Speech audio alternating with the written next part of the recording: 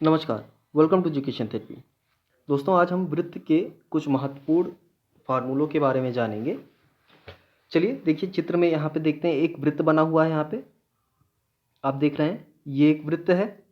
इस वृत्त में आपको एक व्यास दिख रहा है। ये है इस रेखा को, यानी यहाँ से यहाँ तक की जो रेखा है इसको हम व्यास कहते हैं। और ये एक केंद्र है। केंद्र से इस रेखा को हम त्रिज्या कहते हैं। यानी कह सकते हैं व्यास का जो आधा होता है वही त्रिज्या होती है उस वृत्त की। ठीक है। अब देखिए, यहाँ पे वृत्त की परिधि पूछी जाती है, तो वृत्त की परिधि निकालने के लिए फॉर्मूला जो होता है वो 2πr होता है, यानी 2 गुणे पाई गुणे आर। आर क्या हो गया? 2 हमारा एक निर्धारित अंक है, कांस्टेंट है। पाई भी हमारा एक कांस्टेंट है, 22/7 वैल्यू होती है इसकी, या 3.14 ऐसे ही समथिंग। ठीक है। और आर जो है हमारी त्रिज्या है, रेडियस है। ठीक है। इसके बाद वृत्त का क्षेत्रफल निकालने का फार्मूला पूछा जाता है, तो वो πr² होता है, यानी पाई गुणे आर। अब यहाँ पे देखिए बताया गया है पाई बराबर 22/7 या 3.14 हम लिखते हैं। आर हमारा क्या है? वृत्त की त्रिज्या है। ऐसे ही अगर चाप की लंबाई निकालनी हो, चाप क्या है? ये, ठीक, इसकी लंबाई निकालनी हो तो θ/360 गुणे πr।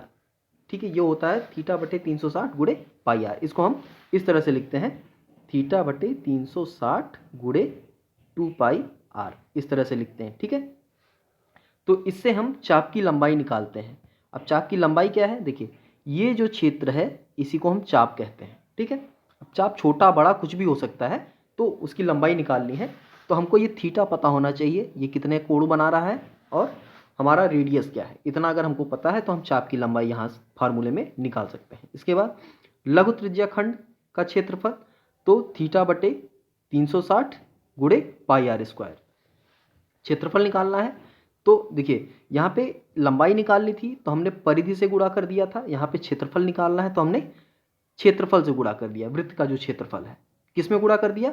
θ/360 में। ठीक है। चलिए, दीर्घ त्रिज्या खंड का क्षेत्रफल निकालना है, तो जब दीर्घ त्रिज्या खंड निकालेंगे उसका क्षेत्रफल, तो 360 माइनस θ/360 गुणे πr²। यानी ये जो लघु त्रिज्या खंड है, देखिए लघु त्रिज्या खंड को, इस लघु त्रिज्या खंड को हम 360 में से घटा दें तो हमारा दीर्घ त्रिज्या खंड का क्षेत्रफल आ जाएगा। ठीक। अब देखिए, अर्धवृत्त का परिमाप। अर्धवृत्त क्या है? ये जो क्षेत्र है इसको हम कहेंगे अर्धवृत्त। तो इसका परिमाप क्या होगा? 2πr plus r 2r 2πr plus 2r। ठीक है। देखिए 2r क्यों? देखिए, एक तो ये हो जाएगा, एक तो ये हो जाएगा। ठीक, तो एक r ये हो गया, एक r ये हो गया, और बाकी 2πr तो ये हमारा ही है, तो 2πr प्लस 2r। अर्धवृत्त का क्षेत्रफल पूछा जाए तो अर्धवृत्त का क्षेत्रफल क्या हो जाएगा? 1/2 गुणे πr²। ठीक है।